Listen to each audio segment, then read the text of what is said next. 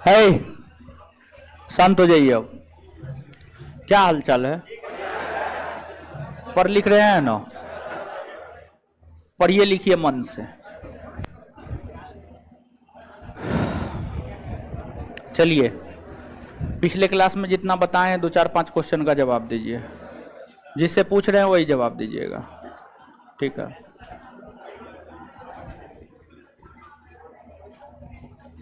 बताइए, विधानसभा, विधानसभा। अरे क्वेश्चन पूरा होने दीजिए ना जी, वाह महाराज। विधानसभा का चुनाव लड़ने के लिए कम से कम उम्र कितना होना चाहिए? कितना? बैठ जाइए।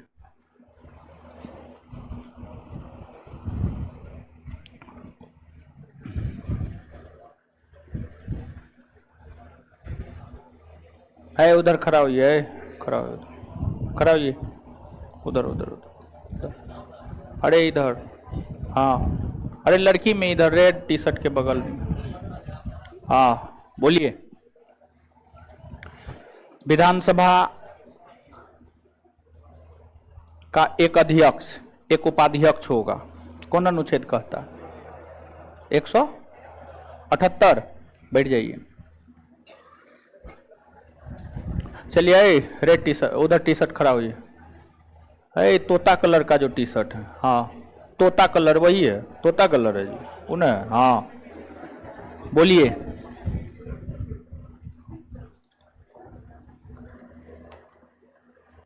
विधानसभा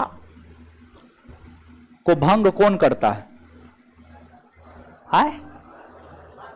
राज्यपाल। किसके सलाह पर? मंत्रिपरिषद के सलाह। बैठ जाइए। है उधर खड़ा होइए, उधर, हाँ खड़ा होइए। हाँ आगे वाले बैठिए। है आवाज नहीं जा रहा है आवाज को क्या किए हैं जी? है आवाज बढ़ाइए हो। है आवाज तो ठीक है। अरे आपस में आप लोग बतियाते होंगे महाराज, तो कहां से आवाज जाएगा? शांत रहिएगा तब ना, ठीक है? बोलिए। कौन अनुच्छेद कहता है कि अध्यक्ष और उपाध्यक्ष को पद से हटाने संबंधी संकल्प विचाराधीन हो तो वह पीठासीन अधिकारी के तौर पर काम नहीं करेगा? 181। बैठ जाइए।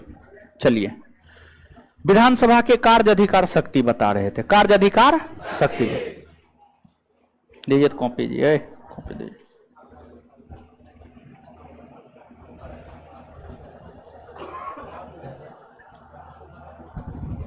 चलिए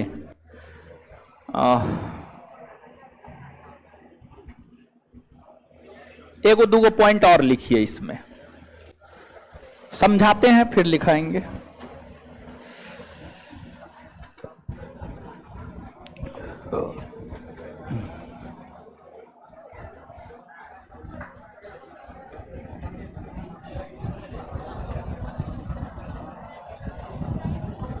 चलिए सुनिए, विधानसभा, अगर हम विधानसभा को देखें तो विधानसभा को निर्वाचन संबंधी अधिकार प्राप्त है। निर्वाचन, निर्वाचन यानी चुनाव, और चुनाव का अंग्रेजी होता है इलेक्शन। इलेक्शन, तो जो विधानसभा होता है, विधानसभा को निर्वाचन संबंधी अधिकार प्राप्त है। निर्वाचन संबंधी अधिकार प्राप्त है। इसका क्या मतलब होता है? देखिए, आप भारतीय संविधान के अनुच्छेद 54 को याद कीजिए। जब आप भारतीय संविधान के अनुच्छेद 54 को याद करेंगे तो अनुच्छेद 54 हमें राष्ट्रपति के निर्वाचक मंडल के विषय में जानकारी प्रदान करता है। और अनुच्छेद 54 यह कहता है कि राष्ट्रपति के चुनाव में संसद के दोनों सदनों के निर्वाचित सदस्य, भारत के सभी राज्यों के विधानसभा के निर्वाचित सदस्य भाग लेते हैं। संसद के दोनों सदनों के सभी सदस्यों के मत का मूल्य जितना होता है, उतना ही मत का मूल्य 2800 राज्यों के विधानसभा के निर्वाचित सदस्यों का होता है। मतलब जितना पावर राष्ट्रपति के चुनाव में एमपी को है, मेंबर ऑफ पार्लियामेंट को है, उतना ही शक्ति एमएलए को है, मेंबर ऑफ लेजिस्लेटिव असेंबली को है। तो इस संदर्भ में हम यह कह सकते हैं कि विधानसभा राष्ट्रपति के चुनाव में भाग लेता है। प्रत्येक राज्य की विधानसभा के निर्वाचित सदस्य, प्रत्येक राज्य की विधानसभा के निर्वाचित सदस्य राष्ट्रपति के चुनाव में भाग लेता है। तो यह भी विधानसभा के कहीं ना कहीं अधिकार के अंतर्गत आता है। तो नीचे से नोट डाउन कीजिएगा। विधानसभा को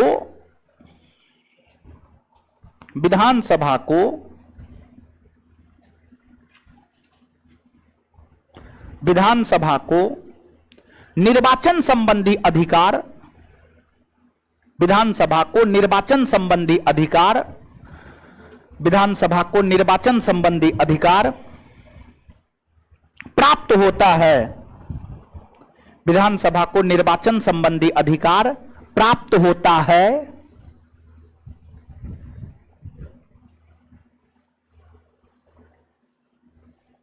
इसका मतलब यह है कि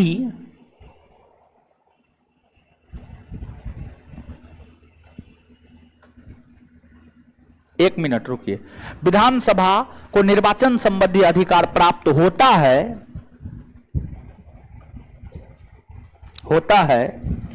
यह इस वजह से कह सकते हैं, इसका मतलब को काट दीजिएगा, यह इस वजह से कह सकते हैं, यह इस वजह से कह सकते हैं, यह इस वजह से कह सकते हैं क्योंकि, यह इस वजह से कह सकते हैं क्योंकि क्योंकि क्योंकि क्योंकि राष्ट्रपति के चुनाव में, क्योंकि राष्ट्रपति के चुनाव में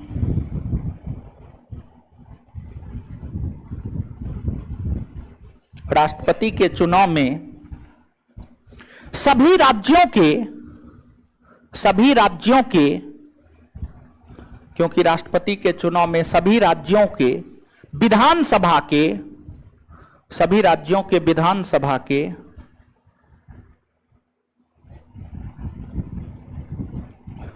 निर्वाचित सदस्य, सभी राज्यों के विधानसभा के निर्वाचित सदस्य भाग लेते हैं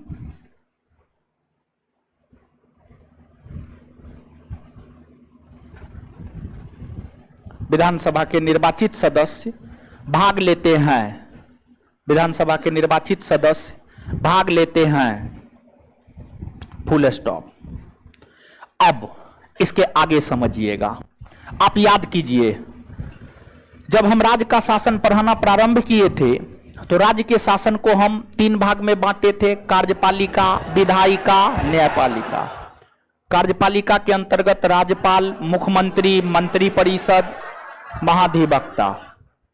विधायिका के अंतर्गत विधानसभा, विधान परिषद। ठीक है, तो अब देखिएगा कार्यपालिका। यहां पर हम आपको यह बात बताना चाह रहे हैं कि विधानसभा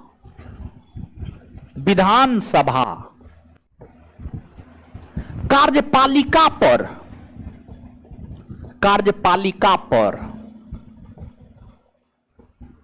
नियंत्रण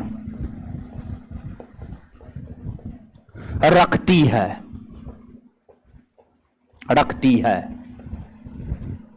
इस बात को हम समझा रहे हैं, लिखना यही बात है लेकिन इस बात को पहले समझा देते हैं फिर लिखाएंगे। विधानसभा कार्यपालिका पर नियंत्रण रखती है। देखिए, केंद्र के संदर्भ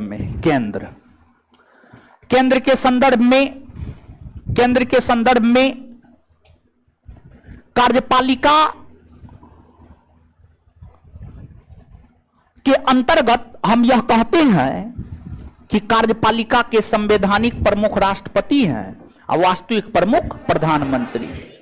राज्य के संदर्भ में कार्यपालिका को लेकर हम यह कहते हैं, कार्यपालिका के संवैधानिक प्रमुख राज्यपाल हैं और वास्तविक प्रमुख मुख्यमंत्री है। तो कार्यपालिका का वास्तविक प्रमुख मुख्यमंत्री है। वो क्या कर रहा है वो? चलिए खड़ा हो जाइए। कॉपी किताब लीजिए, निकल जाइए। अरे निकलिए ना जी, निकलिए।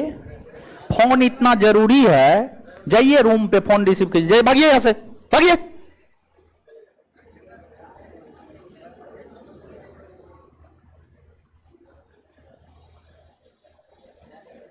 फोन रिसीव करने के लिए आता है, सोसी दबा के फेंक देंगे सीधे हम, सब फोन रिसीव करना निकल जाएगा।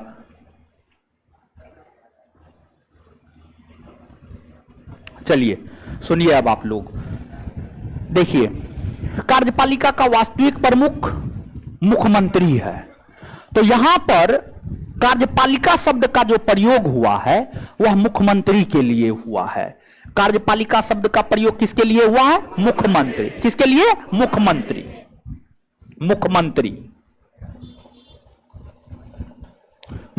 के लिए हुआ है।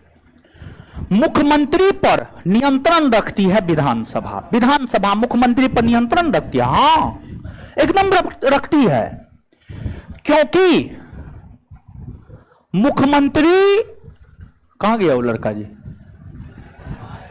कहां गया? बाहर ना, वो गया ना है बाहर। इतना निर्लज पतित है वो। है, निकालिए अभी वो लड़का को, निकालिए वो फोन रिसीव कर रहा था वो।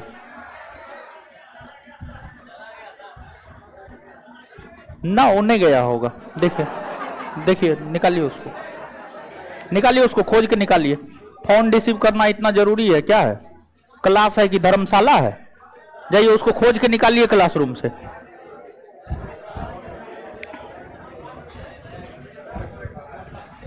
जब वो फोन रिसीव कर रहा था तो क्लास आने का क्या जरूरी है? जाकर के रूम पे बैठ के फोन रिसीव करेगा, अपना बतियाएगा। ठीक है, आसपास में वहां पर भी डिस्टर्ब करता होगा, अगल बगल वाला लोग डिस्टर्ब होता होगा ना जी उसके फोन से। एक के कारण जो है 3 4 5 डिस्टर्ब होगा, ये चीज बर्दाश्त नहीं न किया जाएगा। यानी उसका फोन इतना जरूरी है कि वो फोन रिसीव करेगा। चलिए, एक आध को क्लास अपने छूटेगा, समझ में नहीं आएगा अपने, ये सब बहुत बड़ा निगेटिविटी है फोन यूज करना जी। ठीक है, फोन बड़ी गलत चीज है। सुनिए, कार्यपालिका यानी मुख्यमंत्री, मुख्यमंत्री मुख्यमंत्री पर नियंत्रण विधानसभा रखती है। कैसे?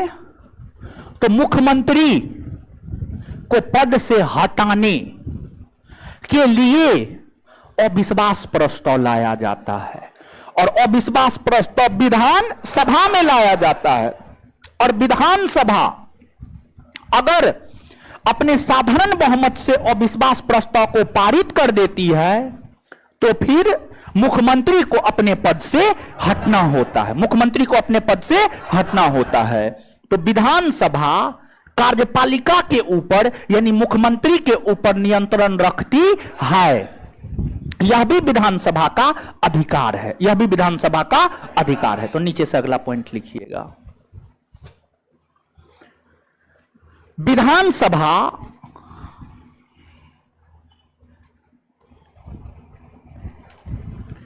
कार्यपालिका, कार्यपालिका, कार्यपालिका कॉस्ट में लिख लीजिएगा मुख्यमंत्री, विधानसभा कार्यपालिका कॉस्ट में लिख लीजिएगा मुख्यमंत्री, विधानसभा कार्यपालिका कॉस्ट में मुख्यमंत्री पर नियंत्रण रखती है, पर नियंत्रण रखती है।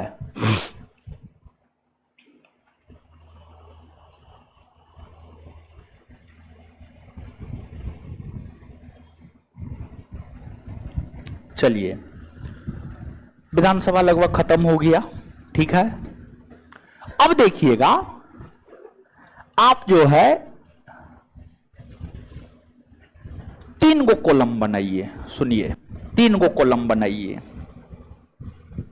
विधान परिषद में किस राज्य को कितना सीट दिया गया, ये बात लिखा है? नहीं लिखाए हैं, तो इसी वजह से 3 गो कॉलम। पहला कॉलम में लिखिएगा राज्य,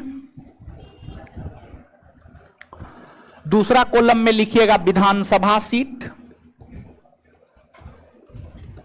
विधानसभा सीट, और तीसरा कॉलम में लिखिएगा Vidhan Parishad seat, Vidhan Parishad seat, Vidhan Parishad seat. समझ गए? तो पहला कॉलम में राज्य, दूसरा कॉलम में विधानसभा सीट, तीसरा कॉलम में विधान परिषद सीट, विधान परिषद सीट।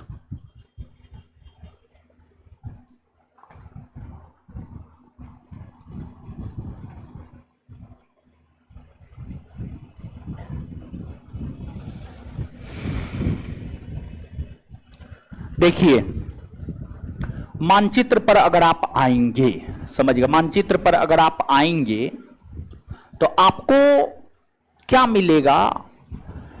मानचित्र में भारत के 2800 राज्य है सबसे ज्यादा। और एक चीज आप याद रखिएगा, विधानसभा में जो प्रत्येक राज्य में सीट निर्धारित हुआ है वह उस राज्य के जनसंख्या के अनुपात में। ऐसे विधानसभा सीट निर्धारित करने में कई सारे फैक्टर काम करते हैं, लेकिन उसमें एक महत्वपूर्ण फैक्टर है जनसंख्या, महत्वपूर्ण फैक्टर है जनसंख्या। तो जनसंख्या के आधार पर ही लगभग राज्यों के विधानसभा में सीट निर्धारित हुआ है।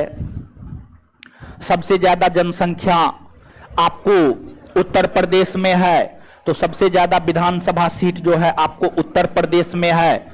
उत्तर प्रदेश में 403 है, फिर बंगाल में 294 है, महाराष्ट्र में 288 है, बिहार में 243 है, 243 है, तमिलनाडु 234 है, तमिलनाडु 234 है, फिर आपको मध्य प्रदेश 230 है, कर्नाटक 224 है, कर्नाटक 224 है, और फिर राजस्थान 200 है, गुजरात 182 है। समझिए, गुजरात 182 है।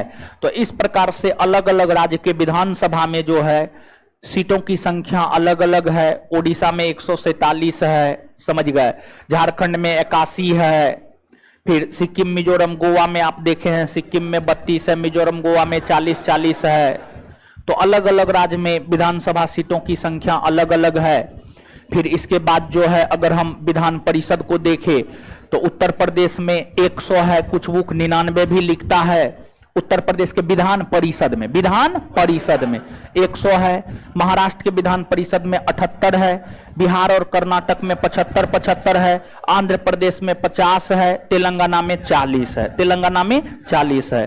तो अलग अलग राज्य के विधानसभा विधान परिषद में सीटों की संख्या जो है आपको अलग अलग है। कभी काल जो है कूट में देकर के यह प्रश्न आपसे पूछा जाता है, कूट में देकर के यह प्रश्न जो है आपसे पूछा जाता है, राज्यों के विधानसभा सीट, राज्यों के जो है विधान परिषद सीट। तब एक एक करके जो है आप राज्य सब चीज लिखते जाइए।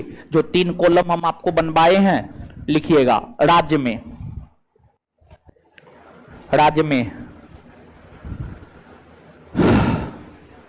उत्तर प्रदेश,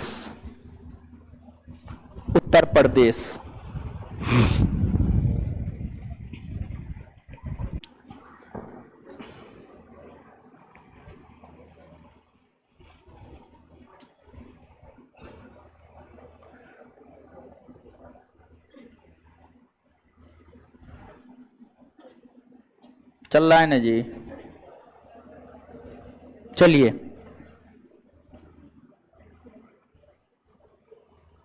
उत्तर प्रदेश विधानसभा सीट 403, विधान परिषद सीट 100। आगे लिखिएगा।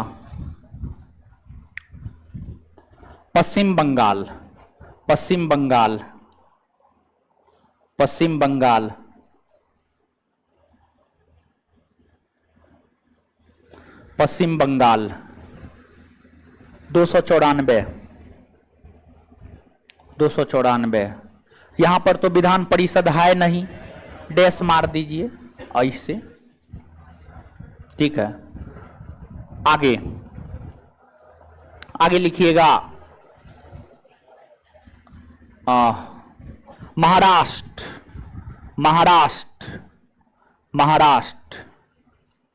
विधानसभा सीट 288, महाराष्ट्र विधानसभा सीट 288, विधान परिषद सीट 78। आगे लिखिएगा।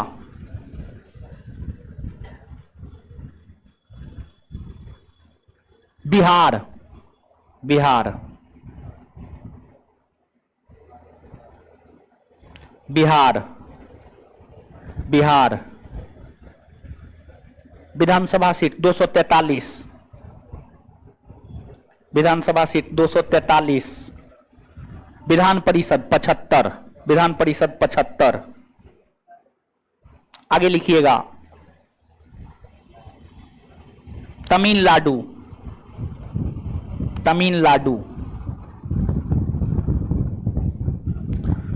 234, विधानसभा सीट 234। यहां पर तो विधान परिषद है नहीं।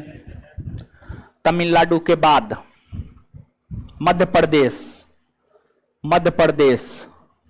230, मध्य प्रदेश विधानसभा सीट 230। यहां पर भी तो विधान परिषद है नहीं। आगे कर्नाटक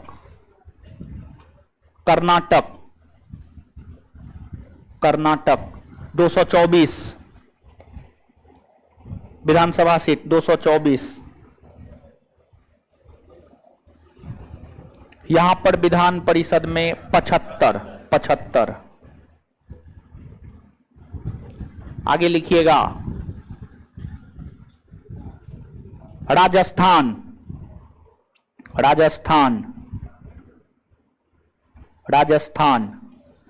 200, विधानसभा सीट 200।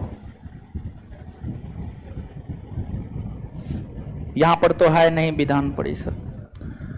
राजस्थान के बाद आगे लिखिएगा। गुजरात 182, गुजरात 182।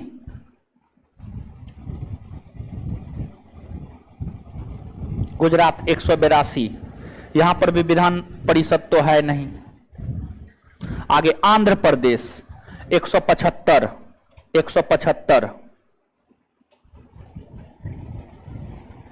आंध्र प्रदेश 175, 50 विधान परिषद 50, विधान परिषद सीट 50।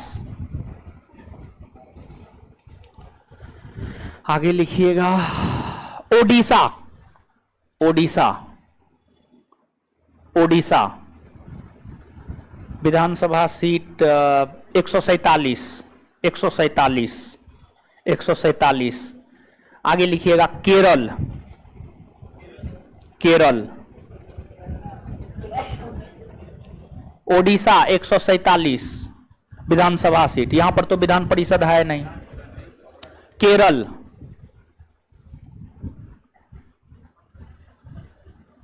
एक 140 विधानसभा सीट 140। आगे लिखिएगा असम, असम, असम, असम विधानसभा सीट 126, 126, 126, 126। आगे लिखिएगा तेलंगाना, तेलंगाना, तेलंगाना, तेलंगाना, तेलंगाना 119, 119, 119। विधान परिषद सीट तेलंगाना में है 40, कितना है 40।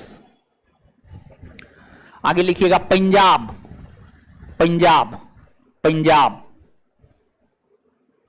पंजाब विधानसभा सीट पंजाब में है 117, 117, 117।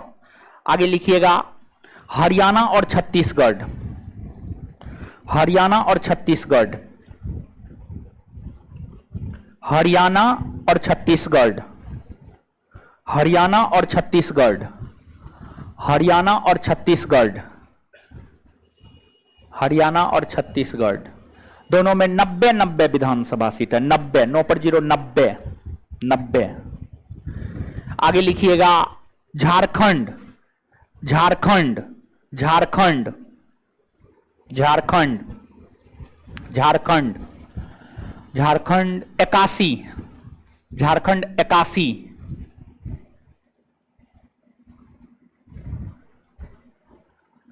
विधानसभा सीट, यहां पर तो विधान परिषद है नहीं।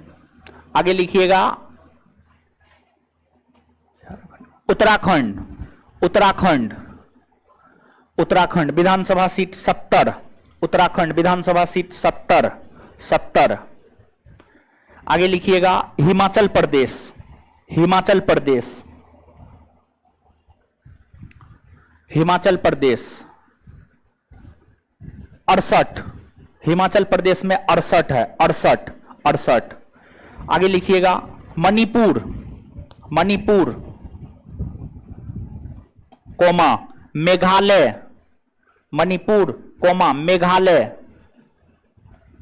Manipur comma Meghalaya comma Tripura, Tripura, Tripura, Tripura comma Arunachal Pradesh, Arunachal Pradesh और नागालैंड, अरुणाचल प्रदेश और नागालैंड, मेघालय, मणिपुर, त्रिपुरा, अरुणाचल प्रदेश और नागालैंड। इस सब राज्य में 60 गो है, 6 पर 0 60। इस सब राज्य में 60 गो है, 6 पर 0 60 विधानसभा सीट। आगे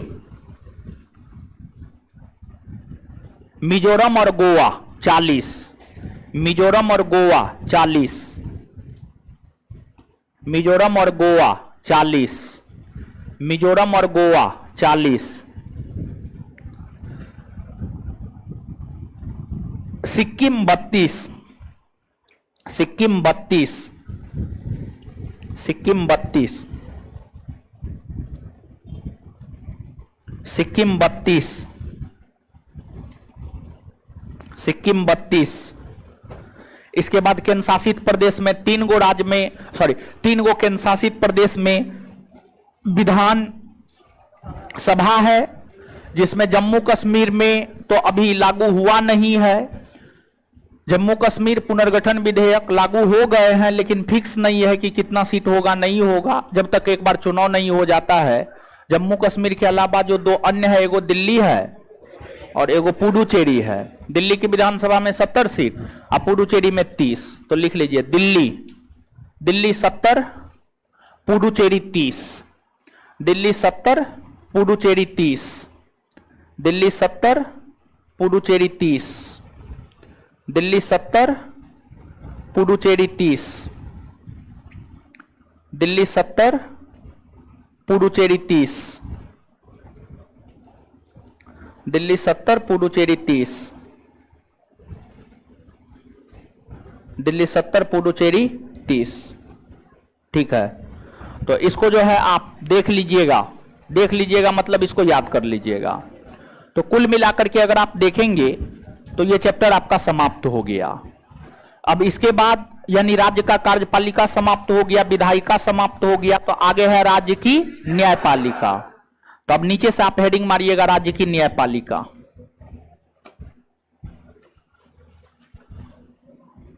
राज्य की न्यायपालिका।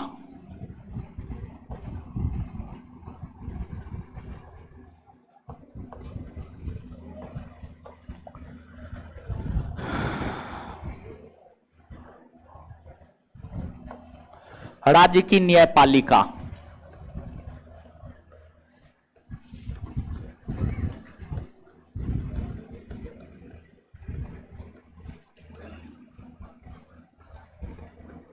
राज्य की न्यायपालिका। राज्य की न्यायपालिका देखिए, ध्यान दीजिएगा।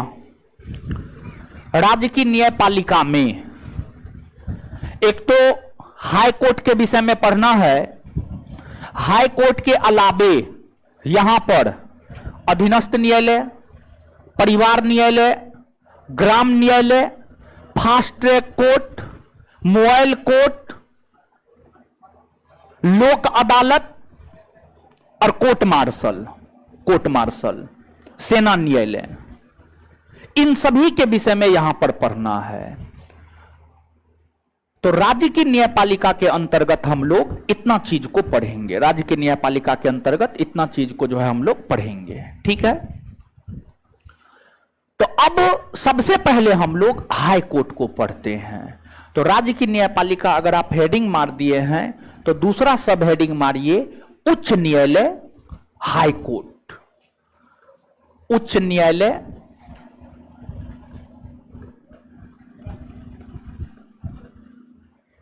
High court. हाई कोर्ट, उच्च न्यायालय, हाई कोर्ट।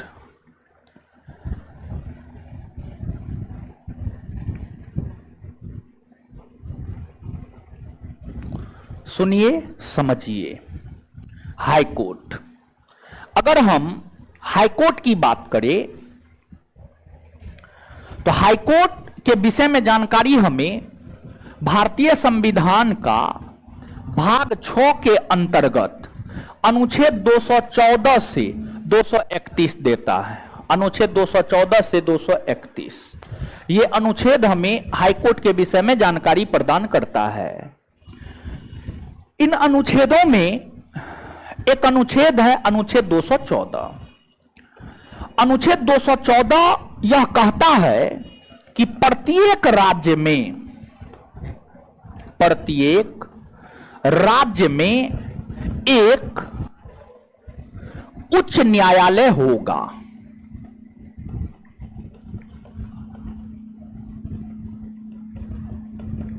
प्रत्येक राज्य में एक उच्च न्यायालय होगा, यह बात अनुच्छेद 214 कहता है। तो जो अनुच्छेद 214 यह कहता है कि प्रत्येक राज्य में एक हाईकोर्ट होगा,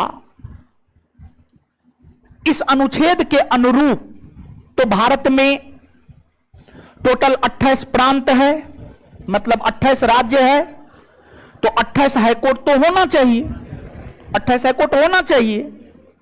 लेकिन वर्तमान में भारत में 28 हाईकोर्ट नहीं है, बल्कि वर्तमान में भारत में 25 हाईकोर्ट है।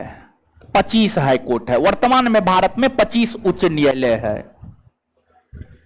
तो बाद में जाकर जब हमारा संविधान लागू हुआ, हमारा संविधान 26 जनवरी 1950 को लागू हुआ।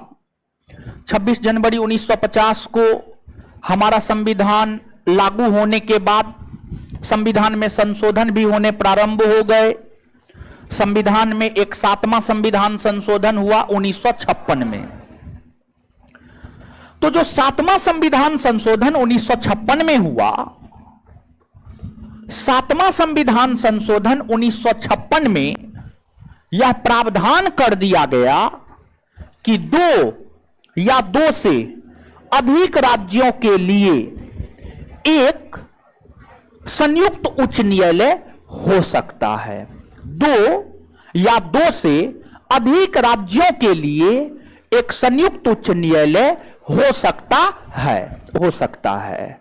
यह प्रावधान 7वां संविधान संशोधन 1956 के तहत कर दिए गए। और फिर आपको 2 या 2 से अधिक राज्यों के लिए कुछ उच्च न्यायालय है। यही कारण है कि भारत में 28 प्रांत है, लेकिन हाई कोर्ट 25 है। हाई कोर्ट 25 है। तो अब जो 25 हाई कोर्ट है, 25 हाई कोर्ट है, एक तो राज्यों को लेकर यह बात हुआ कि प्रत्येक राज्य में एक हाईकोर्ट होना चाहिए। यह बात अनुच्छेद 214 कहता है।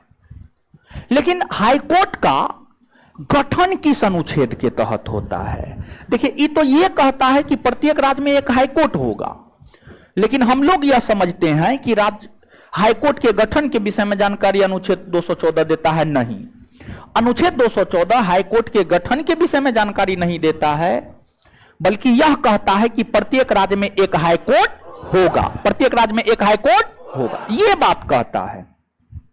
वहीं जो राज्यों में हाईकोर्ट का गठन होता है, वहीं जो राज्यों में हाईकोर्ट का गठन होता है, वह भारत की संसद के द्वारा किया जाता है। और भारत की संसद के द्वारा हाईकोर्ट का गठन भारतीय संविधान के अनुच्छेद 216 के तहत होते हैं। अनुच्छेद 216 के तहत होते हैं। 216 बीच में एक अनुच्छेद 215 है। अनुच्छेद 215 कहता है हाईकोर्ट एक अभिलेख न्यायालय है। हाईकोर्ट एक अभिलेख न्यायालय, यह बात अनुच्छेद 215 कहता है। मतलब हाईकोर्ट एक अभिलेख न्यायालय है, इसका मतलब यह है कि हाईकोर्ट के जो निर्णय होंगे उन्हें सुरक्षित रखा जाएगा। आगे होने वाले निर्णयों में हाईकोर्ट के द्वारा दिए गए पुराने निर्णयों का मिसाल पेश किया जाएगा। समझ गए? तो इसी संदर्भ में अनुच्छेद 215 कहता है कि हाईकोर्ट एक अभिलेख न्यायालय है। जैसे सुप्रीम कोर्ट हमने आपको पढ़ाया है, सुप्रीम कोर्ट के अंतर्गत अनुच्छेद 129 यह कहता है कि सुप्रीम कोर्ट एक अभिलेख न्यायालय, सुप्रीम कोर्ट एक अभिलेख न्यायालय है। जैसे सुप्रीम कोर्ट के संदर्भ में अनुच्छेद 129 कहता है सुप्रीम कोर्ट एक अभिलेख न्यायालय है, उसी प्रकार से हाईकोर्ट के संदर्भ में अनुच्छेद 216 कहता है कि हाईकोर्ट एक अभिलेख न्यायालय। 215 कहता है कि हाईकोर्ट एक अभिलेख न्यायालय है।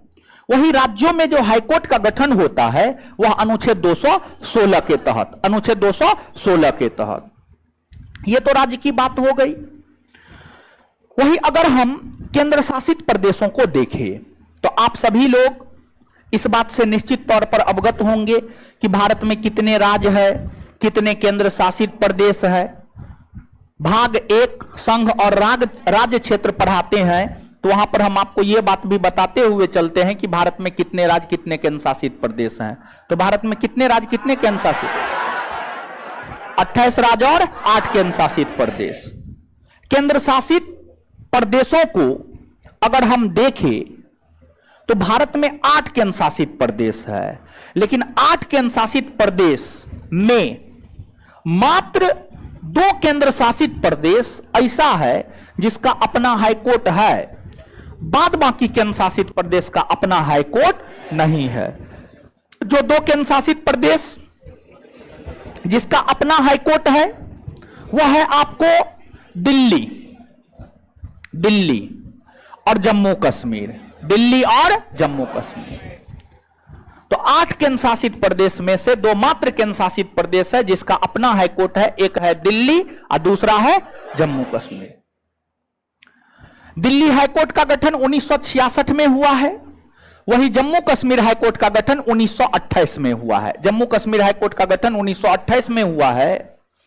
और अगर आप जम्मू कश्मीर हाईकोर्ट के गठन को देखेंगे तो अलग अलग किताब जम्मू कश्मीर के हाईकोर्ट के गठन की बात अलग अलग वर्ष में करता है। एम लक्ष्मीकांत पढ़िएगा तो 1958 मिलेगा, विकिपीडिया देखिएगा तो 1928 मिलेगा। अब लुसेंट क्या लिखता है हमको नहीं पता है, ठीक है। तो ये चीज है, लेकिन आखिरकार एम लक्ष्मीकांत तो अपने आप में काफी ऑथेंटिक बुक पॉलिटी का माना जाता है। लेकिन एक चीज आप मानिए, इस चीज को, कोई भी बुक अपने आप में सफिशिएंट नहीं होता है। और दूसरी बात यह कि कोई ऐसा बुक नहीं होता है जिसमें थोड़ा बहुत एरर नहीं होता है। तो यहां पर एम लक्ष्मीकांत के डाटा को नहीं मानना है, बल्कि यहां पर जो हम बता रहे हैं विकिपीडिया के अनुसार उसको आप मानिएगा। जम्मू कश्मीर हाईकोर्ट का गठन 1928 में हुआ है। इसके अलावे जो अन्य केंद्र शासित प्रदेश है, जैसे कि लद्दाख है, लद्दाख जम्मू कश्मीर केंद्र शासित प्रदेश, जम्मू कश्मीर हाईकोर्ट के अधिकार क्षेत्र में आ जाता है। लद्दाख जम्मू कश्मीर हाईकोर्ट के अधिकार क्षेत्र में आ जाता है। फिर चंडीगढ़ केंद्र शासित प्रदेश है, तो चंडीगढ़ केंद्र शासित प्रदेश चंडीगढ़ हाईकोर्ट के अधिकार क्षेत्र में आ जाता है। चंडीगढ़ हाईकोर्ट का गठन पंजाब और हरियाणा राज्य के लिए हुआ था, ना कि चंडीगढ़ केंद्र शासित प्रदेश के लिए हुआ था। जो चंडीगढ़ हाईकोर्ट है, चंडीगढ़ हाईकोर्ट का गठन पंजाब और हरियाणा राज्य के लिए हुआ था, चंडीगढ़ केंद्र शासित प्रदेश के लिए नहीं हुआ था। तो चंडीगढ़ हाईकोर्ट पंजाब और हरियाणा राज्य का हाईकोर्ट है मूल तौर पर। उसी के क्षेत्राधिकार में चंडीगढ़ केंद्र शासित प्रदेश भी आ जाता है। इसके बाद दादर नगर हवेली तथा दमन और द्वीप मुंबई हाईकोर्ट के क्षेत्राधिकार में आता है। फिर लक्षद्वीप केरल हाईकोर्ट के क्षेत्राधिकार में आता है। पुडुचेरी चेन्नई हाईकोर्ट के क्षेत्राधिकार में आता है। अंडमान निकोबार द्वीप समूह कोलकाता हाईकोर्ट के क्षेत्राधिकार में आता है, कोलकाता हाईकोर्ट के क्षेत्राधिकार में आता है। तो अलग अलग हाईकोर्ट, अलग अलग अलग अलग केंद्र शासित प्रदेश अलग अलग हाईकोर्ट के क्षेत्राधिकार में आते हैं। तो कौन केंद्र शासित प्रदेश किस हाईकोर्ट के क्षेत्राधिकार में आता है, इसको जो है आपको याद रखना है, ठीक है। तो यहां तक बात समझ में आया? आगे लिखिए, यहां से आगे लिखिए।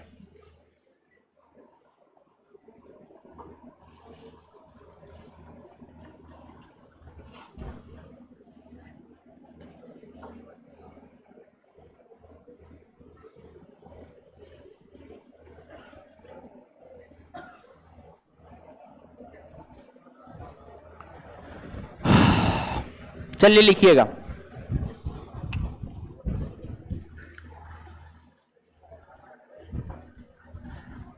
उच्च न्यायालय के विषय में जानकारी हमें, उच्च न्यायालय के विषय में जानकारी हमें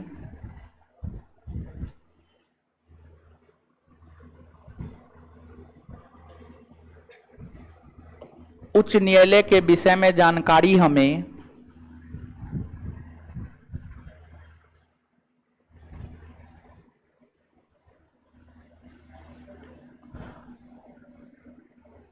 भारतीय संविधान का भाग 6 के अंतर्गत, भारतीय संविधान के भाग 6 के अंतर्गत, भारतीय संविधान के भाग 6 के अंतर्गत, भारतीय संविधान के भाग 6 के अंतर्गत अनुच्छेद 214 से, अनुच्छेद 214 से 231, अनुच्छेद 214 से 231 देता है, अनुच्छेद 214 से 231 देता है, अनुच्छेद 214 से 231 देता है,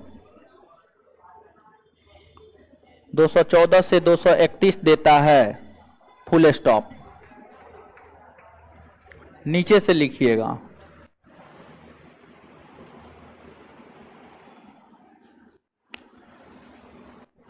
अनुच्छेद 214 यह कहता है, अनुच्छेद 214 यह कहता है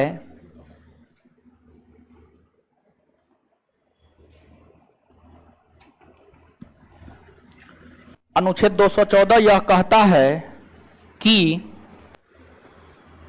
प्रत्येक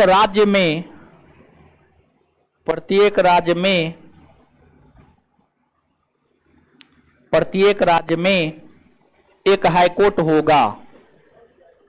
कॉपी जी है तो आज बायो था। महाराज सिंगल चेंच इसका खाते पीते ना है जी, है।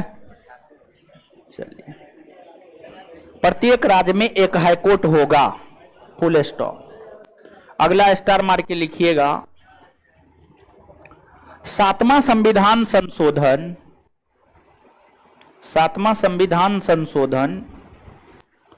1956 के द्वारा 7वां संविधान संशोधन 1956 के द्वारा यह प्रावधान किया गया कि 7वां संविधान संशोधन 1956 के द्वारा है। वैष्णव है कि मीट मछली खाते हैं आप? नहीं खाते हैं, सही ना? तो जो धारण किए हुए हैं खाते हैं, नहीं खाते? तो चलिए तब ठीक है। खाते हैं तो उसको खोल के रखिए, पवित्र चीज को अपवित्र मत कीजिए। 7वां संविधान संशोधन 1956 के द्वारा यह प्रावधान किया गया कि 7वां संविधान संशोधन 1956 के द्वारा 7वां संविधान संशोधन 1956 के द्वारा यह प्रावधान किया गया कि 2 या 2 से अधिक राज्यों के लिए 2 या 2 से अधिक राज्यों के लिए 2 या 2 से अधिक राज्यों के लिए एक 2 या 2 से अधिक राज्यों के लिए एक संयुक्त उच्च न्यायालय 2 या 2 से अधिक राज्यों के लिए एक संयुक्त उच्च न्यायालय हो सकता है। 2 या 2 से अधिक राज्यों के लिए एक संयुक्त उच्च न्यायालय हो सकता है। नीचे से स्टार मार के अगला पॉइंट, वर्तमान में हमारे देश भारत में कुल 25 उच्च न्यायालय है। वर्तमान में हमारे देश भारत में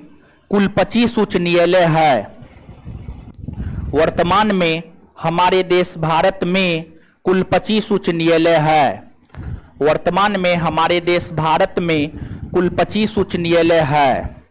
वर्तमान में हमारे देश भारत में कुल 25 उच्च न्यायालय है। वर्तमान में हमारे देश भारत में कुल 25 उच्च न्यायालय है। अगला पॉइंट लिखिएगा,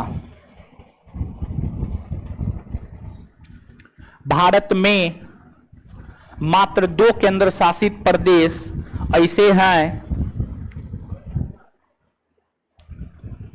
नीचे से लिखिएगा, भारत में मात्र 2 केंद्र शासित प्रदेश ऐसे हैं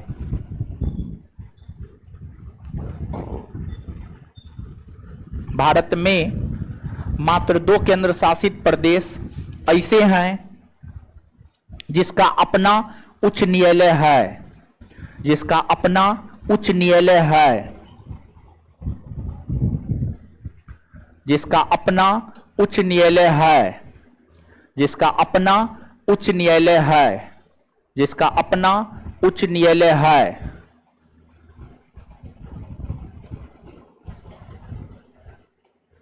1 नंबर में दिल्ली और 2 नंबर में जम्मू कश्मीर। 1 नंबर में दिल्ली, 2 नंबर में जम्मू कश्मीर। अगला स्टार मार के लिखिएगा, दिल्ली उच्च न्यायालय का गठन 1966 में हुआ है। दिल्ली उच्च न्यायालय का गठन 1966 में हुआ है। दिल्ली उच्च न्यायालय का गठन 1966 में हुआ है, जबकि दिल्ली उच्च न्यायालय का गठन 1966 में हुआ है, जबकि जबकि जबकि जबकि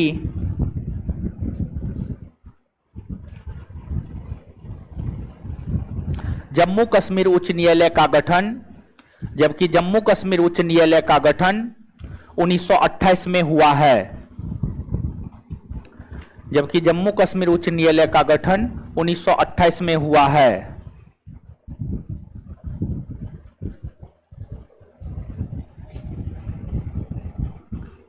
अब दो गो कॉलम बनाइएगा, दो गो कॉलम बनाइएगा।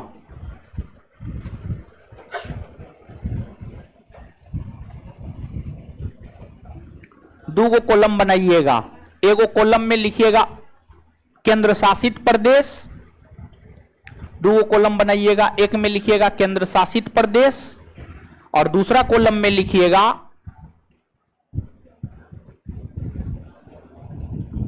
संबंधित उच्च न्यायालय, संबंधित उच्च न्यायालय कोष्ठ में क्षेत्राधिकार, संबंधित उच्च न्यायालय कोष्ठ में क्षेत्राधिकार, संबंधित उच्च न्यायालय कोष्ठ में क्षेत्राधिकार, संबंधित उच्च न्यायालय कोष्ठ में क्षेत्राधिकार, संबंधित उच्च न्यायालय कोष्ठ में क्षेत्राधिकार, संबंधित उच्च न्यायालय कोष्ठ में क्षेत्राधिकार। चलिए केंद्र शासित प्रदेश में लिखिएगा अंडमान निकोबार द्वीप समूह। केंद्र शासित प्रदेश में लिखिएगा अंडमान निकोबार द्वीप समूह।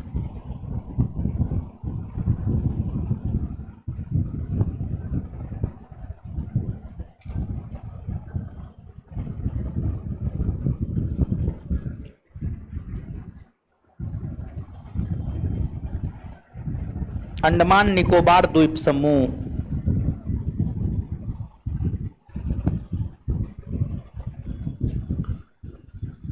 जो संबंधित राज्य या क्षेत्राधिकार लिखे उसमें लिखिएगा कोलकाता उच्च न्यायालय, कोलकाता उच्च न्यायालय, कोलकाता उच्च न्यायालय, कोलकाता उच्च न्यायालय। आगे 2 नंबर में लिखिएगा पुडुचेरी, पुडुचेरी, पुडुचेरी, पुडुचेरी।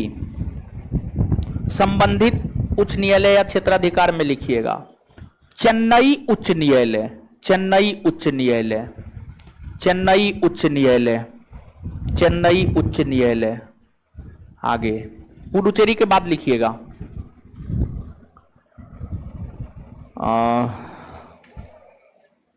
लक्षद्वीप, लक्षद्वीप, लक्षद्वीप,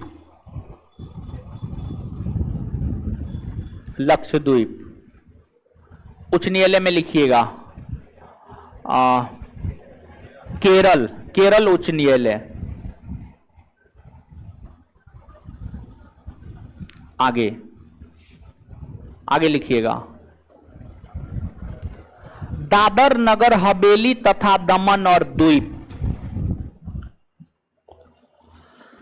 दादर नागर हवेली तथा दमन और द्वीप, दादर नगर हवेली तथा दमन और द्वीप।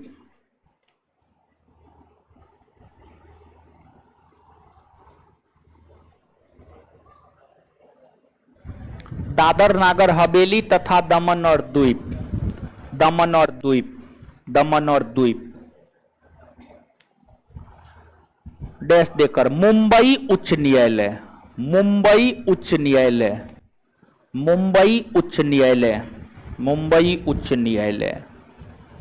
आगे लिखिएगा चंडीगढ़, चंडीगढ़, केंद्र शासित प्रदेश में चंडीगढ़ उच्च न्यायालय में लिखिएगा चंडीगढ़ उच्च न्यायालय, चंडीगढ़ उच्च न्यायालय, चंडीगढ़ उच्च न्यायालय। आगे केंद्र शासित प्रदेश में लिखिएगा लद्दाख, लद्दाख, लद्दाख, लद्दाख। क्षेत्राधिकार में लिखिएगा जम्मू कश्मीर उच्च न्यायालय, जम्मू कश्मीर उच्च न्यायालय,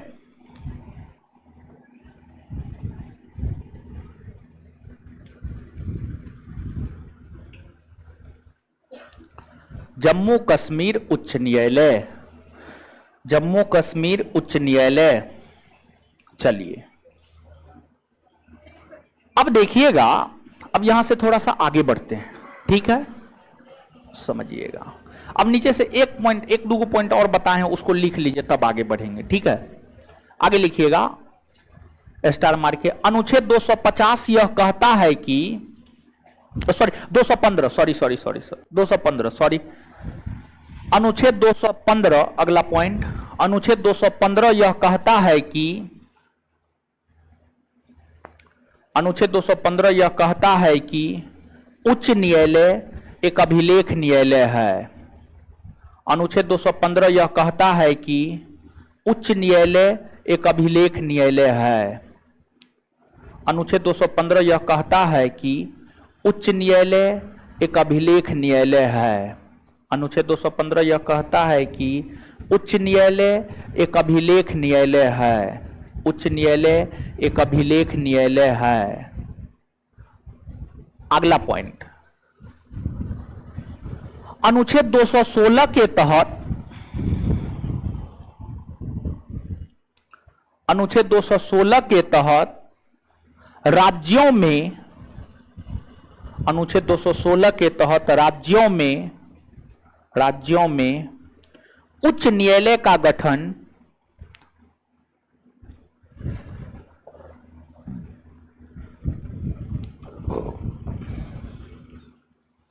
अनुच्छेद 216 के तहत राज्यों में उच्च न्यायालय का गठन, अनुच्छेद 216 के तहत राज्यों में उच्च न्यायालय का गठन, राज्यों में उच्च न्यायालय का गठन होता है।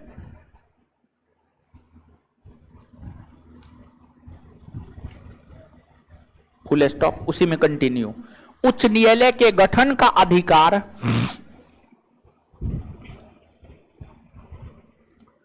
उच्च न्यायालय के गठन का अधिकार भारत की संसद को, उच्च न्यायालय के गठन का अधिकार भारत की संसद को, भारत की संसद को, उच्च न्यायालय के गठन का अधिकार भारत की संसद को होता है। भारत की संसद को होता है, भारत की संसद को होता है। Full stop. चलिए अब आगे आइएगा। यहां पर हम लोगों को इस बात को देखना है, अब आपके दिमाग में हम क्वेश्चन डाल रहे हैं, क्वेश्चन समझिएगा। आगे जो हम आपको बताने जा रहे हैं, क्वेश्चन समझिएगा क्या बताने जा रहे हैं। आगे हम लोगों को इस बात को जानना है कि कौन कौन उच्च न्यायालय ऐसे हैं जिसका क्षेत्राधिकार एक से अधिक राज्य है, एक से अधिक राज्य है। कौन कौन उच्च न्यायालय ऐसे हैं और कितने, कौन कौन और कितने दोनों बात, कौन कौन उच्च न्यायालय ऐसे हैं और कितने ऐसे उच्च न्यायालय है जिसका क्षेत्राधिकार एक से अधिक राज्य है, एक से अधिक राज्य है। देखिए चंडीगढ़ उच्च न्यायालय, चंडीगढ़ उच्च न्यायालय का क्षेत्राधिकार पंजाब और हरियाणा, तो एक से अधिक राज्य हुआ या नहीं हुआ? हुआ। तो चंडीगढ़, पहला चंडीगढ़, एक नंबर में चंडीगढ़, चंडीगढ़। चंडीगढ़ एक ऐसा उच्च न्यायालय है जिसका क्षेत्राधिकार एक से अधिक राज्य है। इसके अलावा एक आपको मुंबई हाईकोर्ट है। मुंबई हाईकोर्ट का क्षेत्राधिकार महाराष्ट्र और गोवा दोनों राज्य है, महाराष्ट्र और गोवा दोनों राज्य है, महाराष्ट्र और गोवा दोनों। तो एक से अधिक राज्य हुआ या नहीं हुआ? हुआ।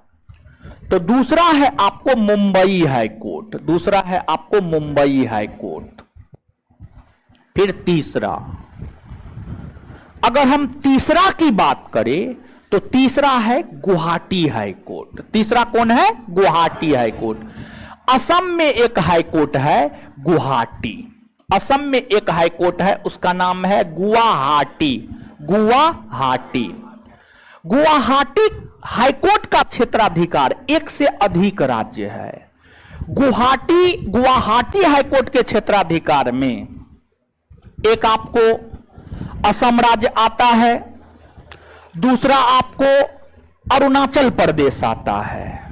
एक असम राज्य आता है, दूसरा आपको अरुणाचल प्रदेश आता है, फिर तीसरा आपको नागालैंड आता है। तीसरा आपको नागालैंड आता है और चौथा आपको मिजोरम आता है। चौथा आपको मिजोरम आता है। तो गुवाहाटी हाईकोर्ट के क्षेत्राधिकार में 4 राज्य आता है। 4 राज्य, अरुणाचल प्रदेश, असम, नागालैंड, मिजोरम। अरुणाचल प्रदेश, असम, नागालैंड, मिजोरम। तो आप देख सकते हैं इसके क्षेत्राधिकार में 4 राज्य आ रहा है। इसके अलावे अगर हम देखें कि क्या इसके अलावे यानी इस 3 हाईकोर्ट के अलावे क्या कोई ऐसा हाईकोर्ट और भी है जिसके क्षेत्राधिकार में 1 से अधिक राज्य आता है? हिमाचल प्रदेश हाईकोर्ट के क्षेत्राधिकार में सिर्फ हिमाचल प्रदेश, उत्तराखंड के क्षेत्राधिकार में सिर्फ उत्तराखंड, राजस्थान, गुजरात, मध्य प्रदेश। इसके अलावा जो है अन्य कोई हाईकोर्ट नहीं है जिसके क्षेत्राधिकार में 1 से अधिक राज्य नहीं आते हैं।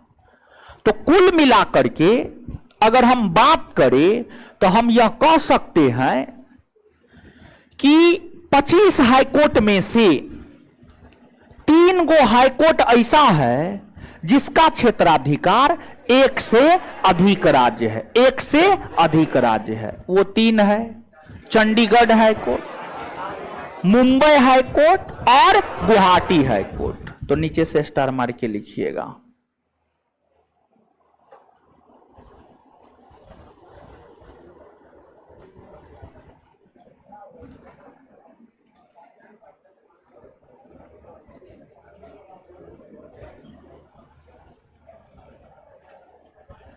है ना, वीडियो रुक रहा है जी ना। मेरे में तो एकदम देखिए, हम भी चल रहे हैं, हम भी देख रहे हैं कितना मस्त चल रहा है महाराज। झूठ बोलते हैं आप लोग, वीडियो रुक रहा है। आपका नेटवर्क प्रॉब्लम है, आप अपना देखिएगा। गलत आरोप लगाते हैं आप लोग। ऑनलाइन वाला को उसके घर से उठा 12। अच्छा,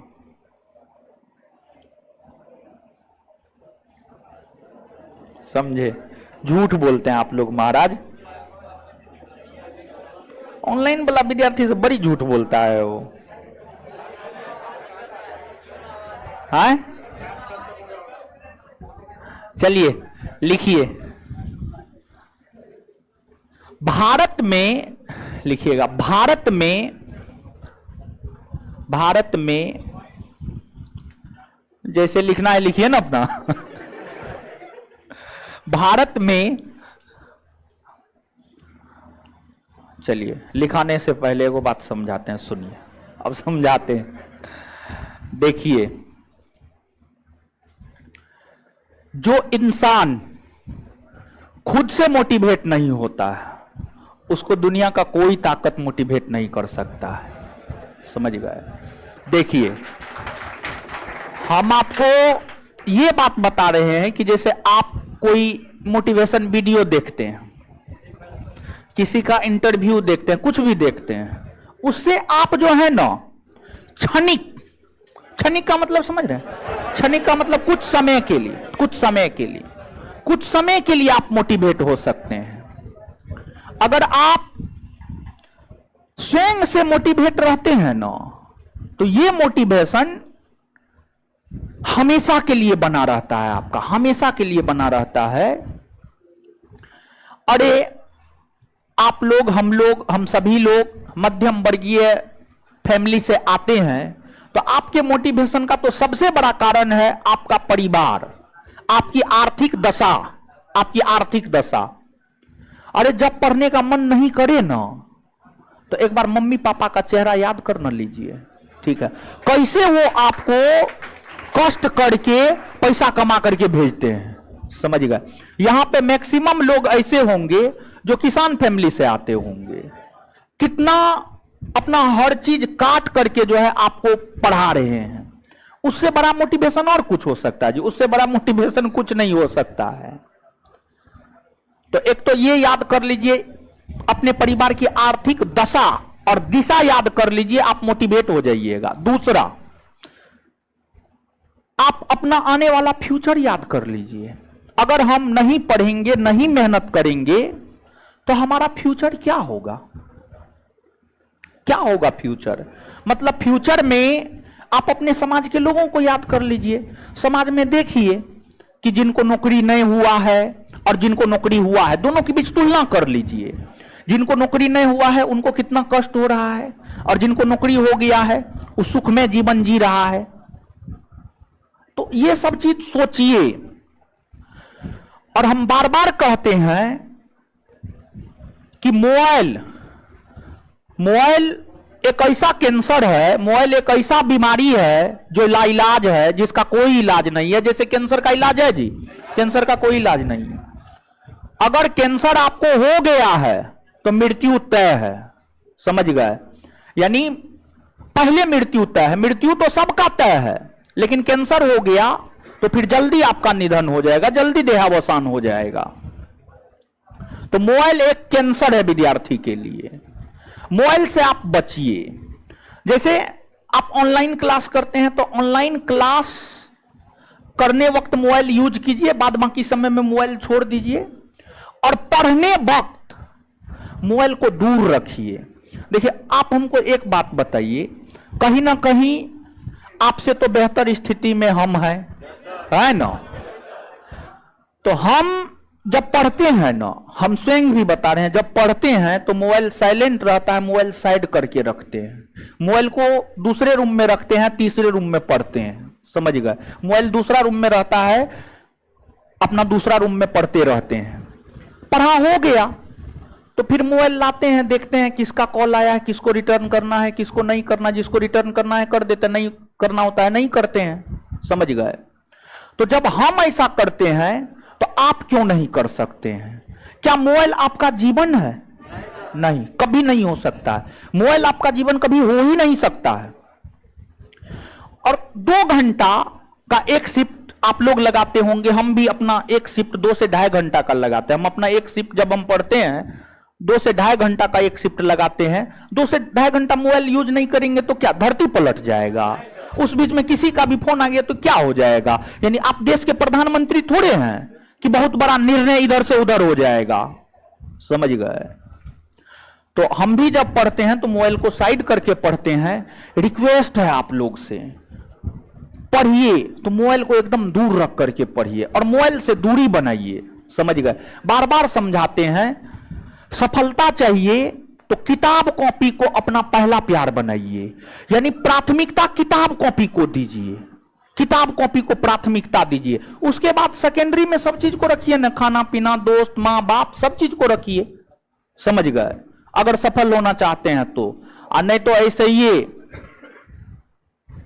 जैसे आए हैं वैसे ही जाना चाहते हैं, समाज में कोई आपको सही दृष्टिकोण से याद नहीं करे तो जो अपना कर रहे हैं, अपना मोबाइल पर आइए, यूट्यूब देखिए, अन्य सोशल साइट चलाइए, इंस्टा है, फेसबुक है और क्या क्या है सब चलाइए, अपना टाइम काटिए, समझे। अब लिखिए, भारत में 3 न्यायालय ऐसे हैं, भारत में 3 न्यायालय ऐसे हैं, भारत में 3 न्यायालय ऐसे हैं, भारत में 3 न्यायालय ऐसे हैं जिसका क्षेत्राधिकार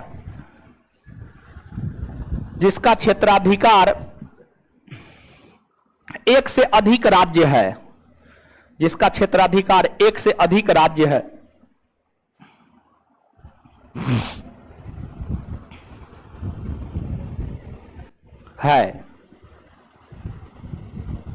1 नंबर में चंडीगढ़ उच्च न्यायालय, एक नंबर में चंडीगढ़ उच्च न्यायालय, चंडीगढ़ उच्च न्यायालय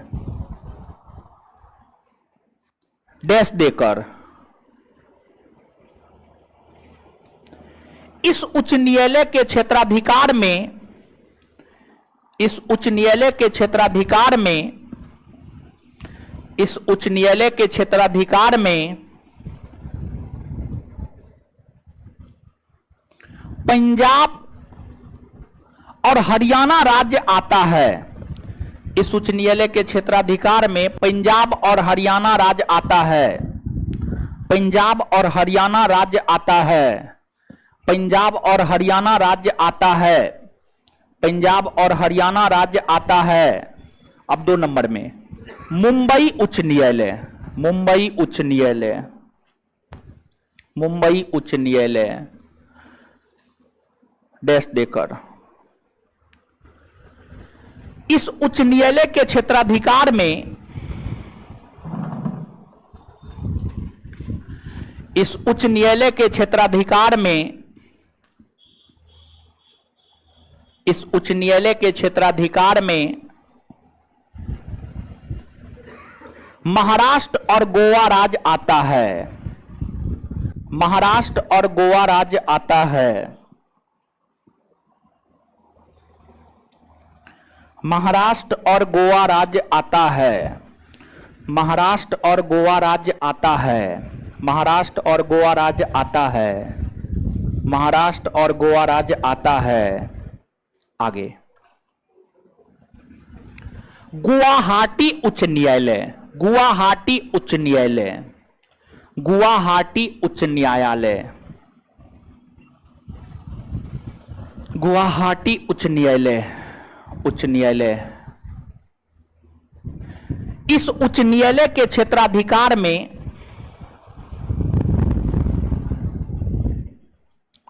इस उच्च न्यायालय के क्षेत्राधिकार में अरुणाचल प्रदेश, असम,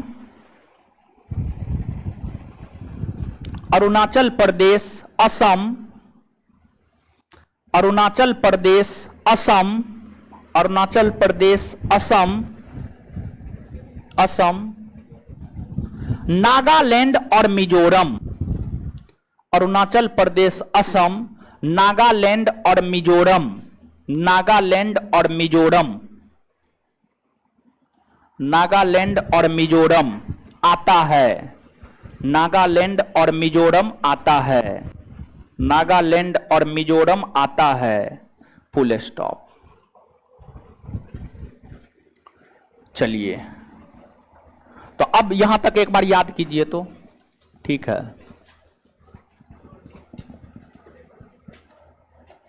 आइए बोर्ड पे, आइए बोर्ड पे।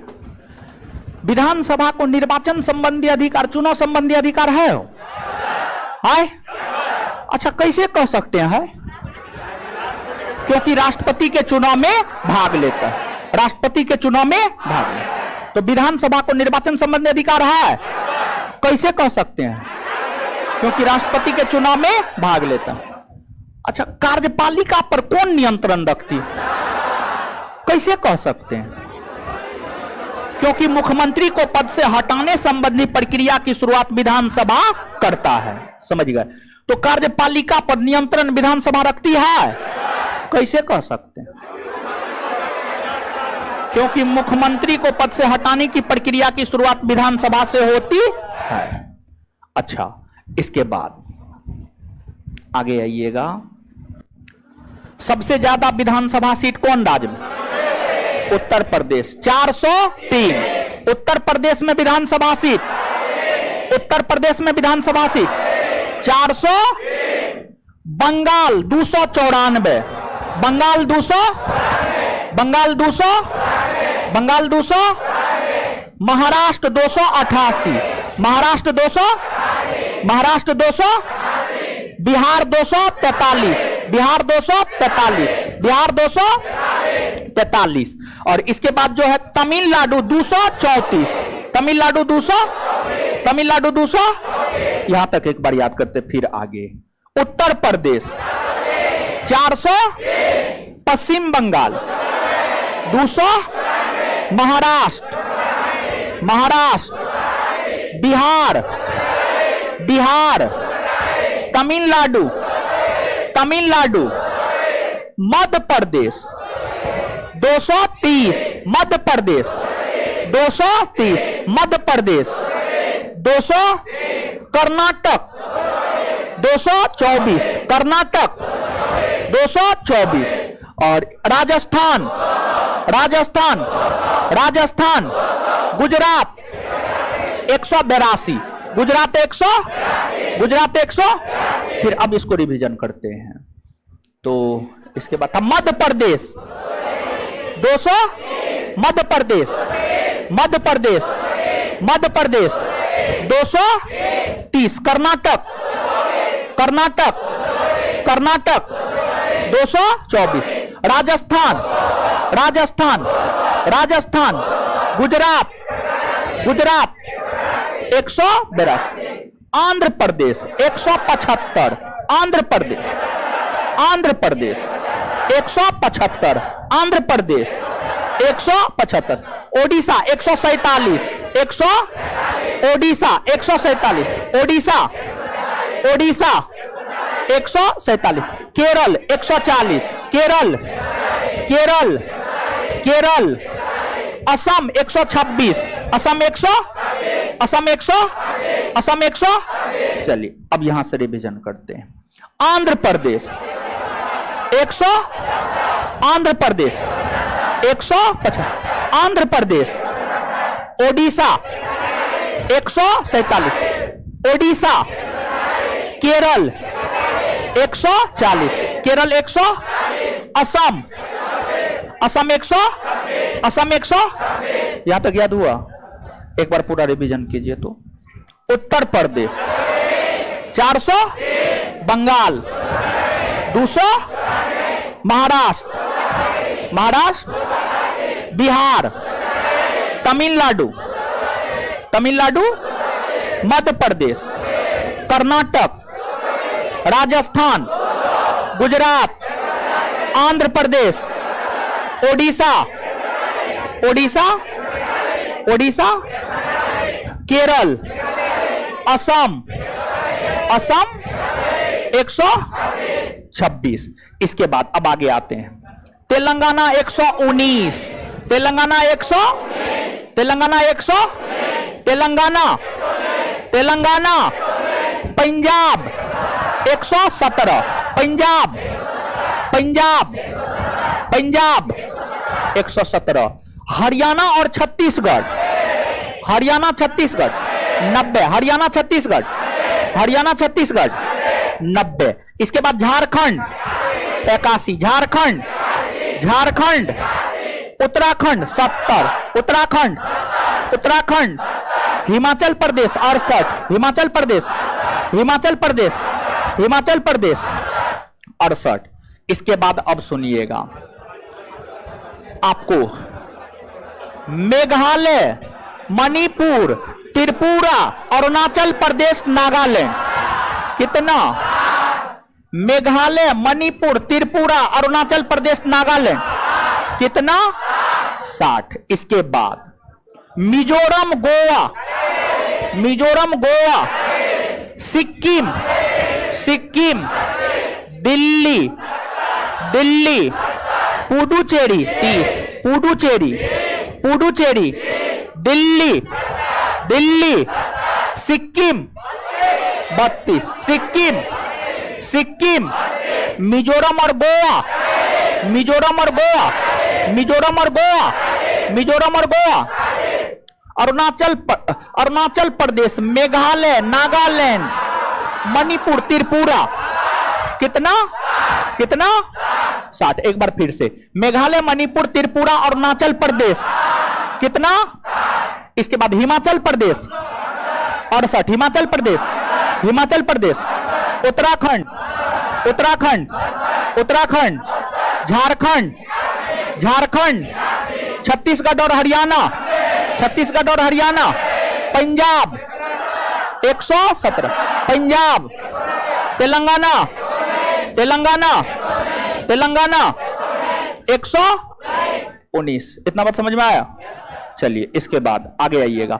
असम 126, असम, असम, केरल, केरल, ओडिशा, ओडिशा, ओडिशा, ओडिशा, आंध्र प्रदेश, आंध्र प्रदेश, आंध्र प्रदेश, गुजरात, गुजरात, राजस्थान, राजस्थान, राजस्थान, कर्नाटक, कर्नाटक, मध्य प्रदेश, मध्य प्रदेश, मध्य प्रदेश, तमिलनाडु, तमिलनाडु, बिहार, बिहार, महाराष्ट्र, महाराष्ट्र, महाराष्ट्र, पश्चिम बंगाल, पश्चिम बंगाल, उत्तर प्रदेश, उत्तर प्रदेश।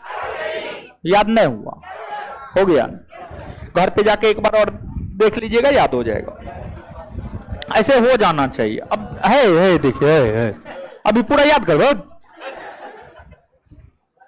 अजीब आत्मा सब है ये सब। तो कौन जीन घुसा के आते हैं आप लोग अपने अंदर?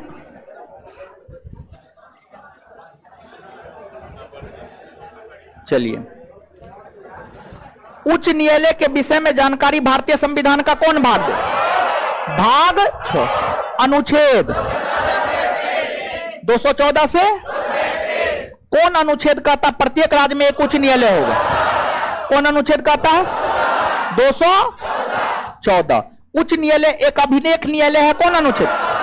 200। उच्च न्यायालय का गठन कौन अनुच्छेद के? 200। उच्च न्यायालय का गठन कौन अनुच्छेद के? 200। कौन करता है गठन? भारत की, भारत की वर्तमान में कितने उच्च न्यायालय? कितने उच्च न्यायालय? कितने उच्च न्यायालय? कितना? चलिए, अच्छा एक बात बताइएगा, जो केंद्र शासित प्रदेश है, 8 गो केंद्र शासित प्रदेश में क्या गो को अपना हाईकोर्ट? क्या गो को? कौन कौन? दिल्ली और दिल्ली हाईकोर्ट का गठन, दिल्ली हाईकोर्ट, जम्मू कश्मीर, जम्मू कश्मीर। अच्छा एक बात बताइएगा, अंडमान निकोबार द्वीप समूह केंद्र शासित प्रदेश किस हाईकोर्ट के क्षेत्राधिकार? किसमें? पुडुचेरी, पुडुचेरी, पुडुचेरी, लक्षद्वीप, लक्षद्वीप, दादर नगर हवेली दमन और दादर नगर हवेली दमन, चंडीगढ़, चंडीगढ़, लद्दाख, जम्मू लद्दाख। कितने ऐसे हाईकोर्ट है जिसका क्षेत्राधिकार एक से अधिक राज्य है? कितने हैं? पहला, पहला, दूसरा, दूसरा, तीसरा। अच्छा, गुवाहाटी हाईकोर्ट के क्षेत्राधिकार में कितने राज्य? कितने राज्य? कौन कौन? बात क्लियर है? चलिए, कल आप लोग का क्लास बायोलॉजी का क्लास होगा, ठीक है। चलिए, इससे आगे अगले क्लास में मिलते हैं। धन्यवाद सभी लोगों का।